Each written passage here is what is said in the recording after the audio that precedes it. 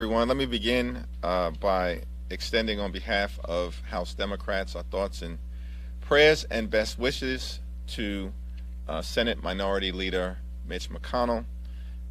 We are praying for a swift and a full and a speedy recovery, and we stand with him and his family in that regard. President's budget will be released today.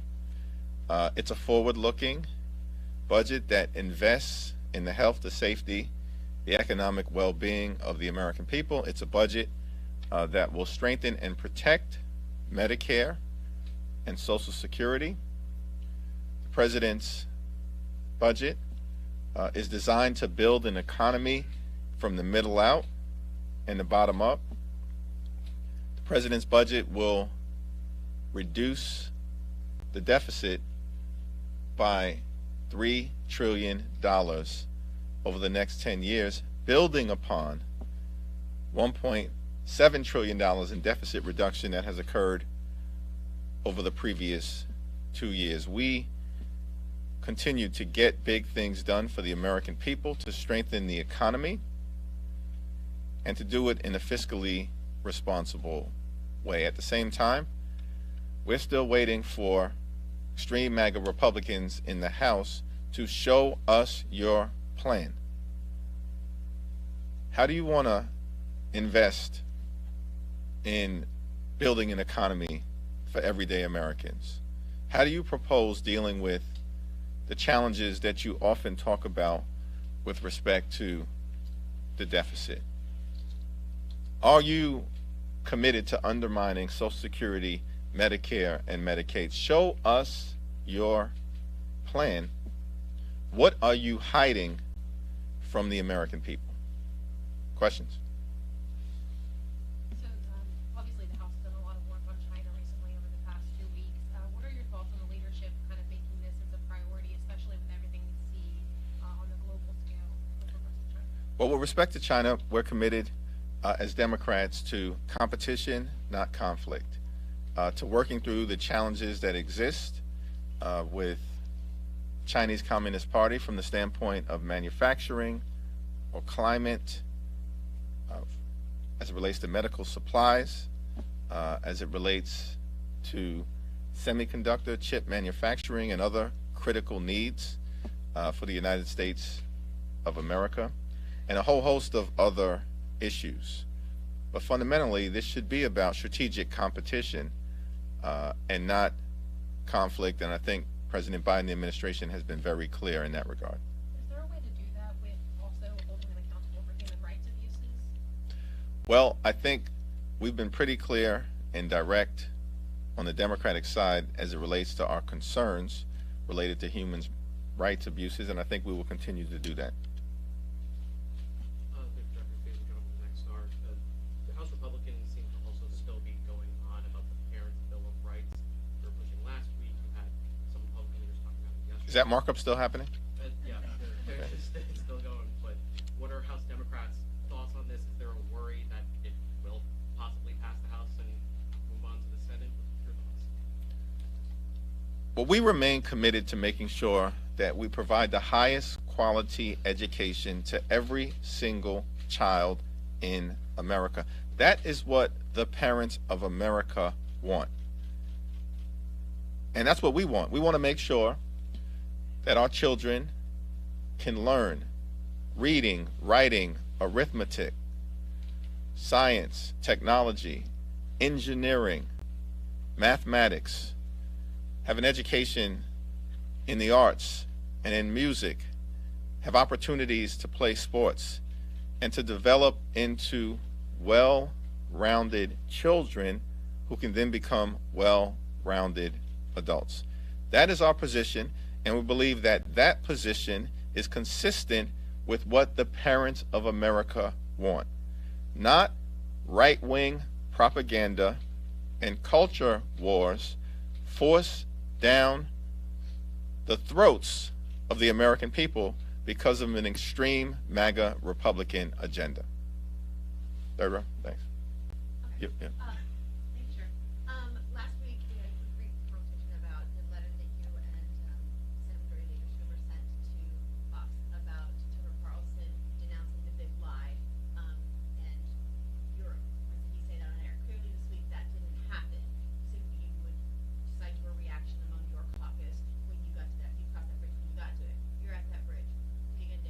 Well, where we're at right now is that there is bipartisan condemnation for the lies and the conspiracy theories that Tucker Carlson continues to peddle on air. Bipartisan condemnation. It's dangerous, it's dysfunctional, it's disgusting, and I think that Senate Republicans have made that clear. Senate Democrats have made that clear. House Democrats have made that clear. The Biden administration has made that clear. It's clear for the American people. And so the group that has some explaining to do at this point in time are the extreme MAGA Republicans in the House. Do you continue to stand with this particular media personality who elevates dangerous conspiracy theories and rhetoric when the American people saw with their very own eyes a violent insurrection, an attack on the Capitol, the Congress, the country, and the Constitution? That's a question that the extreme MAGA Republicans at this point need to answer. If I can follow up though, what are you going to do about it? Are you going to, is your caucus not going to do interviews? I mean, what are you going to do? You've made this letter. Now what do you do? We're going to continue to work to defend our democracy as we have done. And I'm not going to get into a back and forth in terms of what tactical decisions will come next, because that's a collective decision that will need to be made by House Democrats. So President Biden's budget is very ambitious, but not likely to get through Congress in any meaningful way. So what do you see as the purpose of the budget for Democrats as a messaging document? And do you think it'll factor into the upcoming election? Well, thank you for the question. It's not simply a messaging document. It's a statement of our values that is on full display for the American people. President Biden has articulated a plan to build an economy from the middle out and the bottom up, not the top down, which is the extreme MAGA Republican plan, which is to, invest in continuing to benefit the wealthy, the well-off, and the well-connected. That is a contrast that should be put before the American people. But in order for that full contrast to be fully clarified, the question that the extreme MAGA Republicans need to answer is, where is your plan? What are you hiding from the American people? They want to have a conversation about the future of the American economy. We want to have a conversation about the future of the American economy. We believe our ideas are defensible.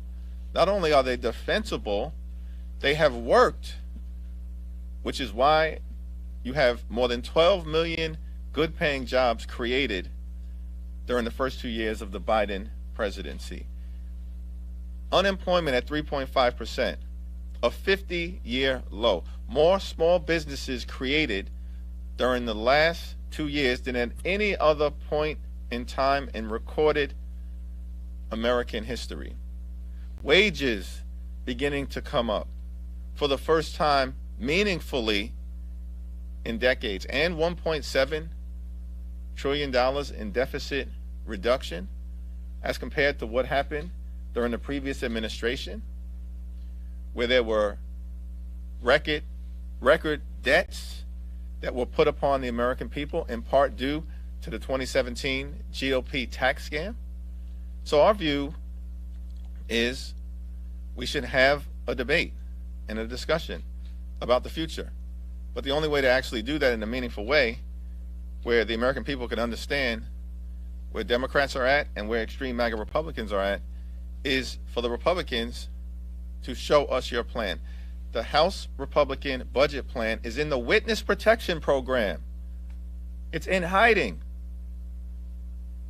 Why? Because they want to cut Social Security, they want to cut Medicare, they want to cut veterans benefits, they want big tax cuts for the wealthy, the well-off, and the well-connected. They want to subsidize big pharma, subsidize big oil, and all the while continue to promote the big lie that the cult leader won the election in 2020. If I could follow up, do you see it as a launching pad for a Biden re-election campaign? And those are the arguments No, I see this as part of the process. And we've always said the first thing that needs to be done this calendar year is that we raise the debt ceiling so that America can pay off the debts that have already been incurred by this Congress. By the way, when you talk about our nation's debt, America, this great country, has been around for 247 years. 25% of the nation's debt was incurred during 4 years of the Trump presidency. And these people want to lecture America about fiscal responsibility? You've got to be kidding me.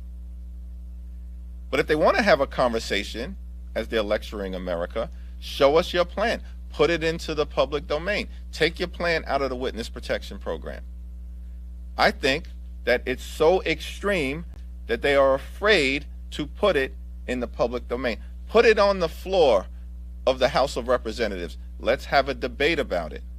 Put it into the public domain so that House Republican leadership can have a real conversation with President Biden in front of the American people. But they refuse to do it, and that tells us everything we need to know. In addition to the president's budget coming out, there's been a concerted effort by the White House to address junk fees.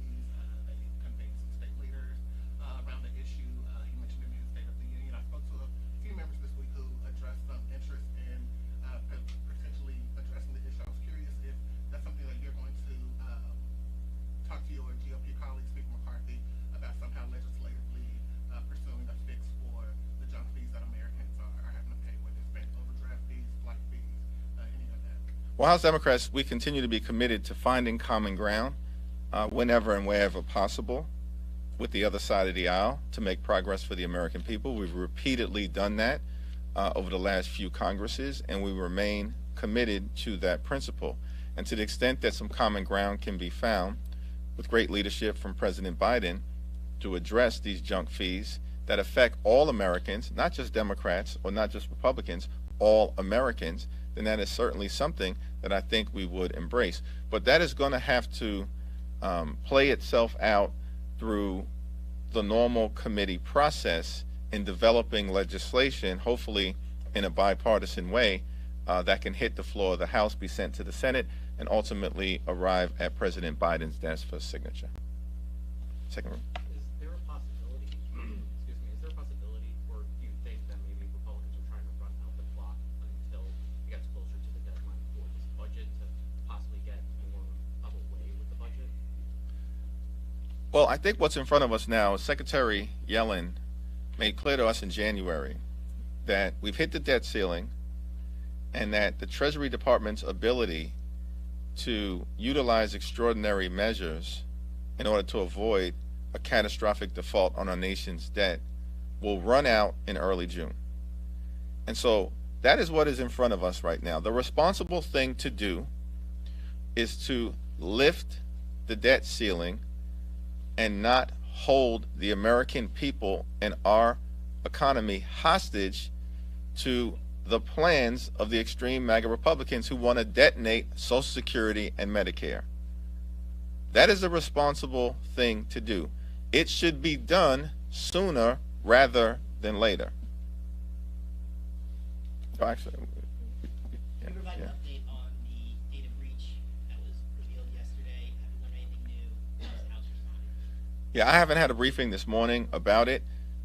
Speaker McCarthy and myself put a letter into the public domain. We're going to continue to work on this issue in a bipartisan way, get to the bottom of what happened, figure out the implications of what has occurred, and also we're going to need some real reassurance as to guardrails that are put in place to prevent this type of data breach from ever happening again.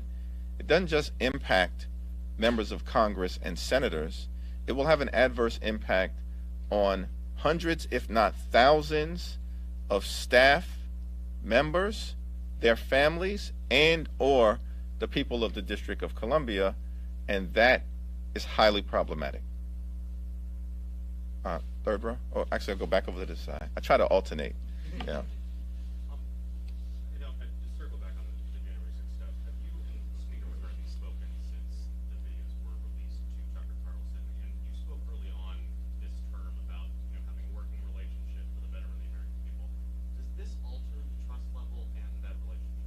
We continue to have a positive working relationship, but we both understand that in that context of working together whenever and wherever possible for the good of the institution and the American people, there are going to be times that we disagree. There are going to be times that we strongly disagree, as is the case with the release of sensitive security video footage to a known conspiracy theorist. That is highly problematic. And it's not just House Democrats who have pointed that out in the public domain. Senate Republicans have been very clear that they find it problematic as well. And so this is an issue where we will agree to strongly disagree. But it's the extreme MAGA Republicans who are going to have to explain themselves on this issue. Because everybody else in the Capitol has a responsible position as it relates to keeping the Capitol safe, not simply for the good of members of Congress and senators, but for staffers who spend a lot of time in this Capitol complex, and for the American people who come here to Washington, D.C. to experience the citadel of our democracy. Two more questions? Yeah. There were a number of reports out this week that the Biden administration is considering reviving the practice of detaining migrant families who cross the border illegally. I wanted to see if you could weigh in on the fact that that's even being considered by this administration at this point, as well as whether the White House kind of needs to be a little more clear and direct in answering questions about exactly what they're thinking of doing here. It's not clear to me that it is being considered. What is clear is that House Democrats overwhelmingly, if not uniformly, believe that family separation is not a policy that should be pursued. With respect to communication on the specifics of this issue, there was a conversation between the Homeland Security Secretary and members of the Congressional Hispanic Caucus, and I believe members of the Congressional Progressive Caucus. I haven't been fully briefed on that meeting, so I'll refrain from further comment until I hear from our members.